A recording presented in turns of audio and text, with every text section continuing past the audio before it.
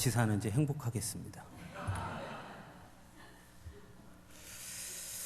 오늘 이 시간에는 순천의 더불어숲교회 심호하시는 우리 박혜성 목사님 나오셔서 아름다운 손, 살리는 손이라는 제목으로 귀한 말씀 증거해 주시겠습니다. 목사님 말씀 잘 들으실 때 큰 하나님의 은혜가 여러분에게 임하기를 간절히 바랍니다. 아멘 연습을 한번 하고 할까요? 아니면 안 해도 잘하실 수 있겠습니까? 한번 해봅시다. 아멘. 네. 그 하나님의 말씀을 듣고 이게 내 말씀이구나 할 때는 얼른 아멘 하셔야 그 말씀이 내게 되는 겁니다. 아시겠죠? 네. 축복받기를 원합니다. 그런데 가만히 있지 마시고 그게 내 말씀이다면 아멘 하셔야 그게 내게 되는 거예요. 아시겠죠? 네. 오늘 귀한 말씀, 귀한 시간 되기를 간절히 바랍니다. 우리 목사님 나오실 때 박수로 환영해 주시기 바랍니다.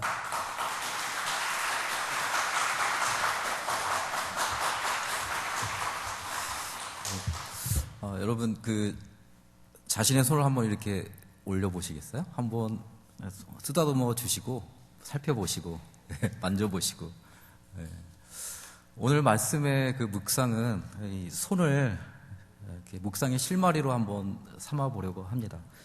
제가 손을 스스로 한번 살펴봤어요. 왜냐면 나름 도시인이거든요. 근데 최근 한 2년 동안 근교에 살게 되었습니다. 그래서 텃밭도 한번 가꿔보고 겨우살이 준비도 요즘에 하고 있고요. 어제는 누가 심은지 모르지만 오래된 유자나무가 한 그루 있었어요. 근데 그거 하나 이렇게 따고 또 나뭇가지를 치면서 가시 굉장히 많이 찔렸습니다. 굉장히 거칠어졌습니다. 여러분 얼굴을 어레 골짜기다라고 이렇게 말씀하신 분도 있는데 손처럼 정말 진심으로 자기 자신을 얘기해 주는 곳이 없다라고 생각합니다. 이 손에는 여러분들의 인생이 다 묻어나 있고요. 현재의 삶이 그대로 새겨져 있을 줄 압니다.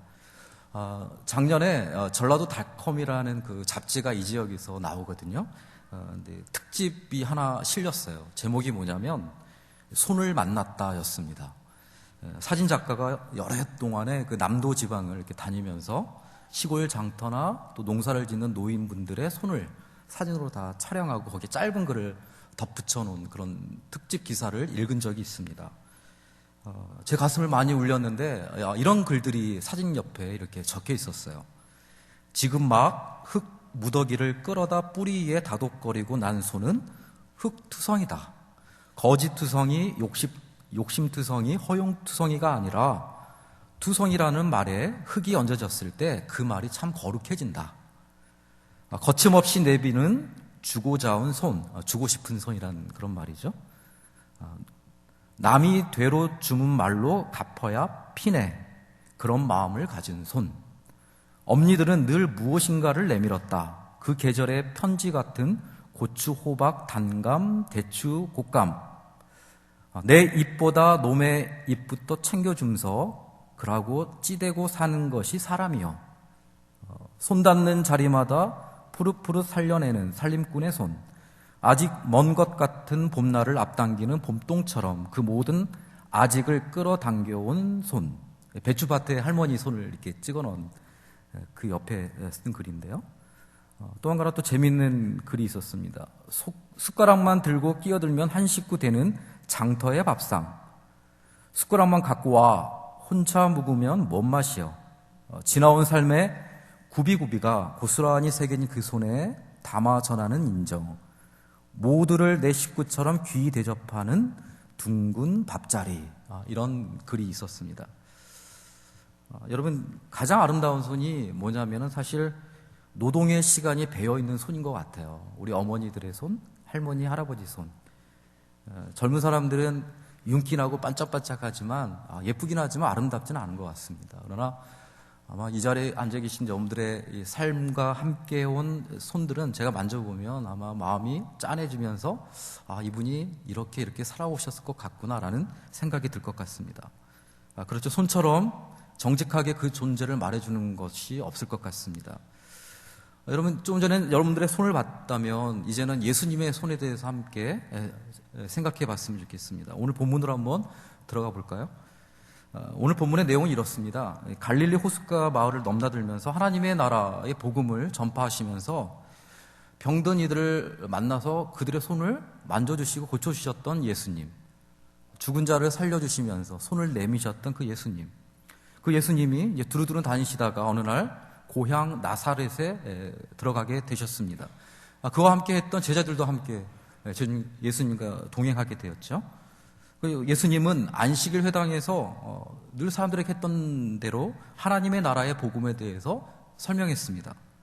그런데 듣고 있던 사람들이 굉장히 놀라워했어요.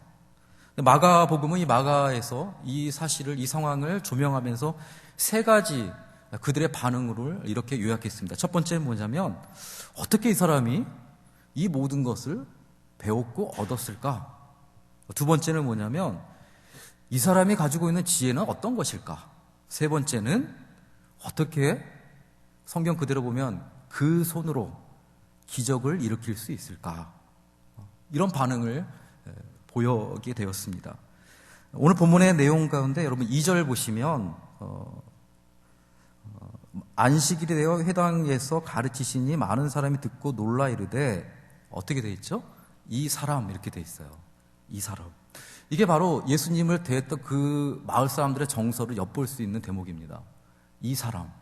그러니까 우리말로 하면 여보게, 자네, 이게 어울릴 것 같습니다. 이 사람이 우리가 똑같이 나사렛에서 노동의 삶을 살았던, 그 손으로 몫으로서 밥벌이했던 그 사람이, 이 사람이 어떻게 이런 일들을, 이런 지혜의 말을 할 수 있을까? 굉장히 놀라워하는 그런 장면입니다. 아마 여보게가 맞을 것 같아요. 여보게. 자네가 뭔데 사람을 살리고 병자를 고치고 하늘의 지혜에 대해서 말할 수가 있나? 굉장히 사람들이 놀라워했습니다. 그 입에서 지혜와 생명의 말씀들이 마구마구 쏟아져 나온 것에 대해서 사람들이 의아한 것을 보게 됩니다. 예수를 통해서 나타난 그 기적이 사람들을 많이 당황시켰습니다. 그 다음 보시면은요, 이 사람이 받은 지혜와 그 손으로, 그 손, 그냥 손이 아니라 그 손은 알고 있다라는 손이거든요. 그러니까 예수의 어릴 적 삶에 대해서 너무나도 잘 알고 있던 사람들입니다. 예수님의 아버지는 요셉이었죠. 목수였습니다. 여러분, 목수는요, 망치질하다 살이 뜯기고 톱질하다 베이고 굉장히 거칠고 투박한 손이었고, 예수님 자신도 목수였거든요.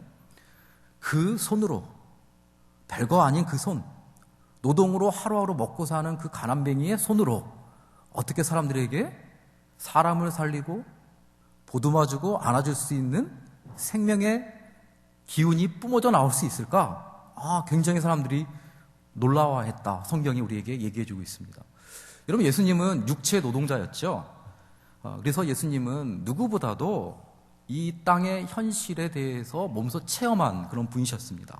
자신도 배고픔을 느끼셨고 노동의 그 땀방울이 얼마나 힘든 것인가를 너무나도 잘 알고 계셨던 그런 분이셨습니다.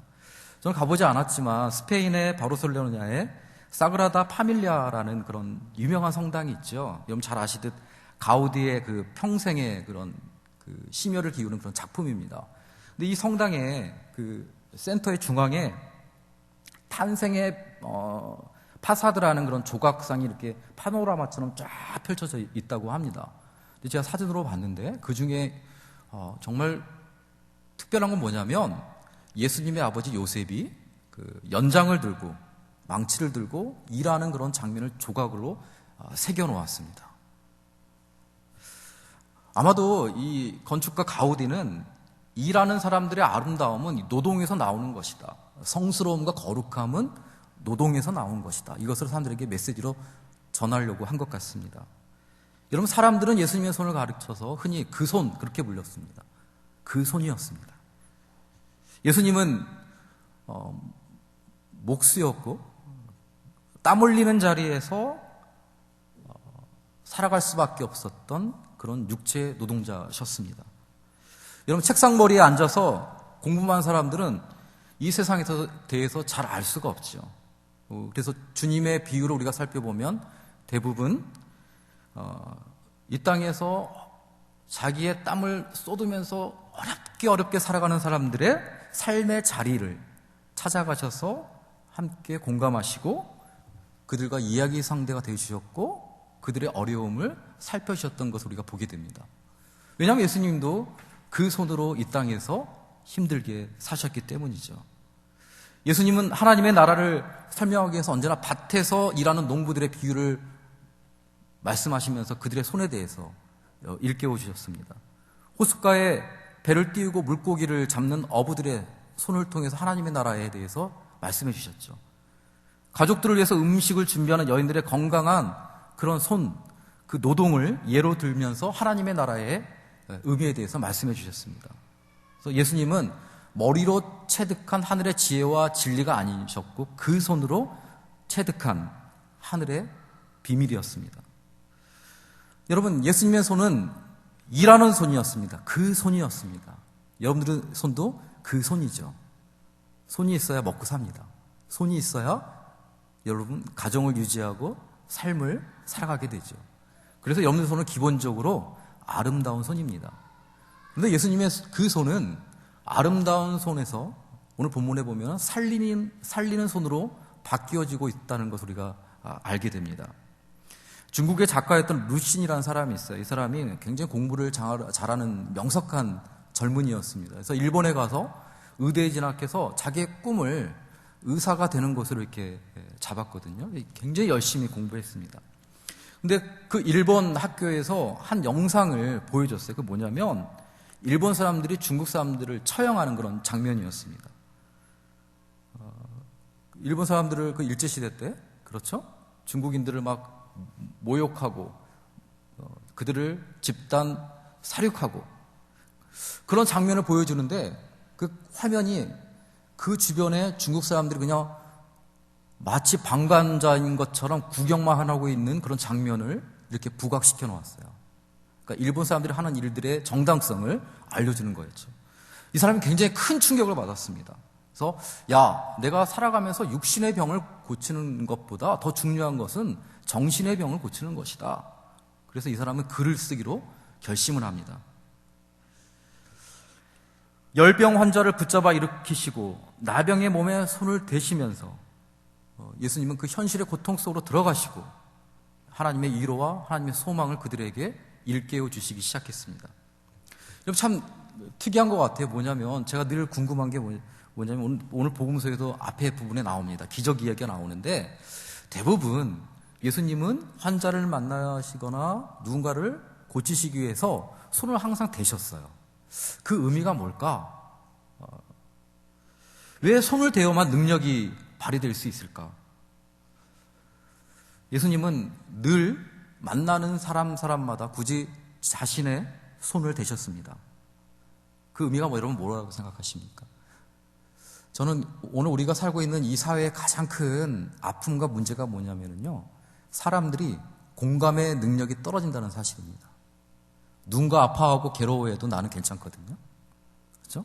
그리고 이렇게 얘기합니다. 시간이 지나면 다 괜찮을 거라고. 저는 사실은 조기성 목사님이 저의 가장 오래된 친구 중에 하나이거든요.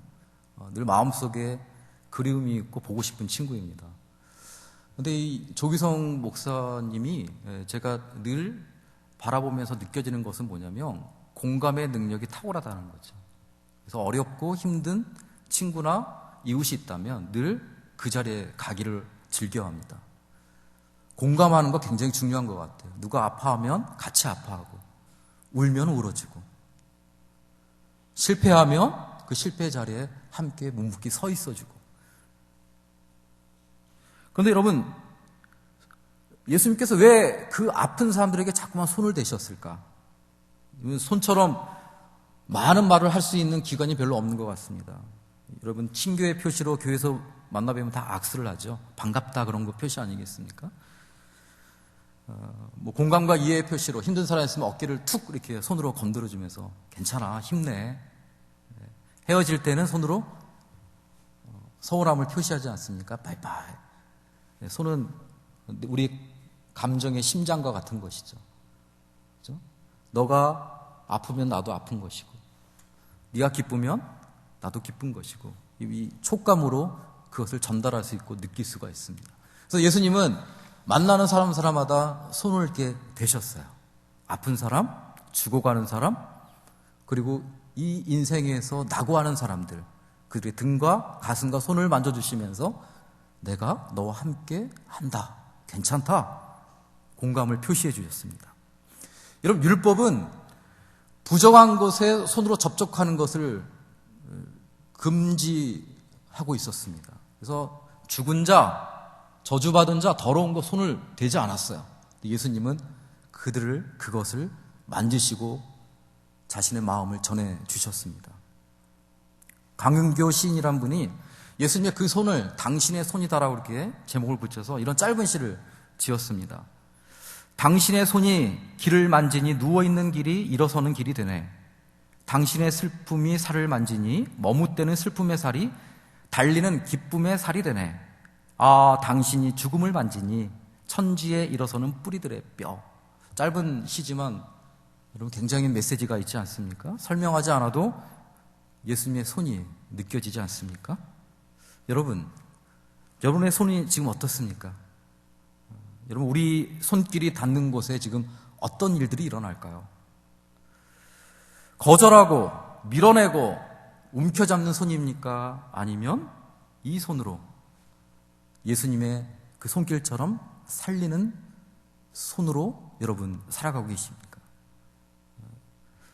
요즘에 사실은 많이 마음이 아프지 않습니까? 서로 싸우고 분열하고 다투는 일들이 온통 이 세상에 얼룩져 있습니다. 우리가 살아가는 세월이 서로 보듬고 안아주고 기뻐해주고 즐겁게 살아가도 정말 짧은 인생인데 왜 이렇게 분열하고 아파하면서 서로 찢어지면서 살아갈 수 있을까? 저는 그 손이 없기 때문에 그렇다고 생각합니다. 고향 사람들에게 찾아가셔서 예수님은 자신의 손, 그 손을 내미셨습니다. 그리고 하늘의 기적을 베푸시고 사람들에게 감동을 주셨죠. 근데 오늘 성경 말씀에 보면 여전히 고향 사람들의 마음은 열리지 않았습니다. 완고하기 이를 데 없는 그들은 마음속에 편견과 고정관념으로 가득 채워져 있었습니다. 여러분, 사람들은요, 자기가 잘 알고 있는 사람이 성공하거나 자기보다 더 나으면 배가 아프고 시세 많은 못된 습성이 있거든요. 친구가 잘 되면 진심으로 축하하고 축복해주고 박수 치는 게 아니라 괜히 힘들어하고 아파하고 이런 모습들을 우리가 많이 보게 됩니다. 함께 기뻐하고 사심없이 그 사람이 잘된 것들을 함께 경축해주고 즐거워하는 성숙한 영혼을 가진 사람들이 별로 없어요. 여러분, 유독 이 사람들만 그럴까요? 많은 사람들이 편견으로 세상을 바라보고 편견으로 사람을 대합니다. 예수님도 이들이 보기에는 별것 아니었거든요. 우리 식으로 얘기하면 그거예요. 목수밖에 안 된 그 손으로 도대체 이 세상에 뭘 한다고? 지가 나보다 뭐 배운 게 있어? 나보다 똑똑해? 집안이 좋아? 지가 뭐 메시아라고? 뭐야 도대체? 사람들의 마음이 이렇게 꽁꽁 얼어붙었던 것을 오늘 성경이 우리에게 얘기해주고 있습니다. 예수님을 바라봤던 그 고향 사람들, 자기들에게 익숙한 방식으로 예수님을 여전히 바라보고 있습니다. 마리아의 아들이었고 야고보, 요셉, 유다, 시몬의 형이고 우리도 아는 그의 누이들, 가진 것 없고 별 볼일 없는 그 가정. 여러분, 인간은 사이의 존재 아니겠습니까? 예수님을 대해서 너무나도 그들은 잘 알고 있었어요. 그러나 그들은 예수님을 알았다 하지만 진정 예수님이 누군가에 대해서는 잘 알지 못했습니다. 심지어 마태복음에서는 예수님께서 고향 사람들에게 죽임을 당할 뻔했다 이렇게 기록해두고 있습니다. 예수님의 마음이 어땠을까요? 주님은 제자들에게 예언자의 운명에 대해서 오늘 본문에 이렇게 말씀하십니다. 예언자는 자기 고향과 친척 그리고 자기 집 밖에서는 존경을 받지 않는 법이 없다. 저는 이 대목이 어릴 적부터 우리 선배 목사님들도 많이 말씀하셨고, 그래서 고향 가서는 목회하지 마라 이렇게 말씀하셨거든요. 이게 사실은 저에게 많은 고민과 왜 그럴까? 홈그라운드에 가면 오히려 예수님을 이해해주고 반겨주고 따뜻한 밥 한 공기로 대접하면 얼마나 좋았을까, 이런 생각이 들거든요. 근데 저는 새삼 이 대목을 묵상하다 이런 생각이 들었습니다. 우리가 도대체 나사렛 사람들을 비웃을 자격이 있을까? 지금 우리 예수님이 가장 소외되고 있는 곳이 교회가 아닐까라는 생각을 하게 되었습니다. 사람들은 예수를 믿는다 하면서도 정작 예수님의 삶을 따르지 않습니다. 예수를 길이라 이렇게 말하면서도 예수와 같은 그 길을 걷지 않습니다. 예수를 진리다 이렇게 말하면서도 예수 아닌 다른 것을 자신들의 삶의 중심에다 갖다 붙여놓습니다. 주님은 당신의 몸이라 일컬어졌던 이곳, 자신의 몸, 교회에서조차 배척당하시고 있지 않나 생각하게 됩니다. 여러분, 예수님은 저와 여러분들에게 그 손에 대해서 다시 한번 말씀하십니다. 그 손으로 세상을 살리라고, 그 손으로 일으켜 세우라고, 그 손으로 하늘과 접속하라고 이렇게 말씀하시죠. 여러분, 이런 그 이야기가 있어요. 최근에 있었던 일인데, 여러분, 김기옥 부장판사, 여자 판사거든요. 재작년 4월이었습니다. 뉴스에도 크게 실린 적이 있는데요. 자신의 법정 앞에 선 한 여학생을 이 김기옥 부장판사가 마주보고 있습니다. 이제 판결을 내려야 됩니다. 이 피고인 A양은 당시에 16살이었습니다. 이 아이가 친구들과 함께 오토바이를 훔치고 마트 가서 훔치고 해서 그 절도 혐의로 계속 법정에 서게 되죠. 무려 14건의 절도와 폭행을 저질러서 법정에 서게 되었습니다. 법대로 한다면 이제 무거운 처분이 내릴 수밖에 없어요. 그런데 이 부장판사님이 A양에게 아무런 처분을 법적으로 내리지 않았습니다. 불처분 결정을 내린 거죠. 그런데 이 판사가 이 아이에게 내린 처분이 하나 있어요. 그 뭐냐면, 얘야, 법정에서 잠깐 일어나라. 자리에서 일어나. 지금부터 내 말을 따라해봐. 이거였습니다. 첫 번째 말이 뭐였냐면요, 날 따라서 힘차게 외쳐봐. 네? 크게 외쳐봐. 네. 나는 세상에서 가장 멋지게 생겼다. 그러니까 이 아이가 죽은 목소리로 이렇게 얘기해요. 나는 세상에서 제일 멋지게 생겼죠. 함께 있던 방청객들이 키득키득 웃기도 하고, 이게 무슨 일인가, 눈이 휘둥그레졌습니다. 예상치 못했던 이 재판장의 요구에 머뭇거리던 A양이 나지막하게 혼자 이렇게 얘기합니다. 나는 세상에서 제일 멋지게 생겼다. 말끝을 흐립니다. 야, 다시 한번 내 말을 크게 해봐라. 나는 무엇이든 할 수 있다. 나는 무엇이든지 할 수 있다. 나는 이 세상에 두려울 게 없다. 크게 해봐. 나는 이 세상에 두려울 게 없다. 이 연약한 아이가 이렇게 외쳤어요. 점점점 큰 목소리로 따라하던 A양이 마지막 그 말에는 참았던 울음을 터뜨리고 말았습니다. 그게 뭐냐면, 이 세상은 더 이상 나 혼자가 아니다. 얘야, 마지막이다. 크게 한번 외쳐봐라. 이 아이가 용기를 내서 따라했습니다. 이 세상은 더 이상 나 혼자가 하면서 울음을 쏟아내기 시작했어요.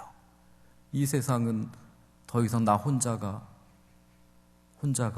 눈물을 흘리기 시작합니다. 이 아이가 본래는 학교 생활 잘하던 아이였거든요. 공부도 잘하고 성격도 좋고 간호사가 되기 위해서 나름대로 계획도 잘 짜고, 집은 가난했지만 엄마에게 힘이 되어주는 그런 좋은 딸이었습니다. 근데 이 아이가요, 학교 끝나고 집에 가다가 남학생 여러 명에게 끌려가서 폭행을 당합니다. 이 아이의 인생이 뒤죽박죽 되었어요. 자기의 모든 것이었던 그 딸을 위해서 열심히 일하고 그 손으로 이 아이를 키웠던 그 어머니는 세상이 무너지는 것 같았습니다. 그래서 어머니는 충격으로 몸의 한쪽 일부가 마비되고 말았어요. 아무 일도 할 수 없었습니다. 이 여자아이는 자책하기 시작했어요. 내가 태어나서 엄마 고생시키고 마음 아프게 하고 이제는 엄마의 인생까지도 내가 망가뜨렸구나. 집을 뛰쳐나갔습니다. 막 살기 시작했죠. 아이들과 어울려서 오토바이 훔치고 뭐 훔치고 욕하고 싸우고.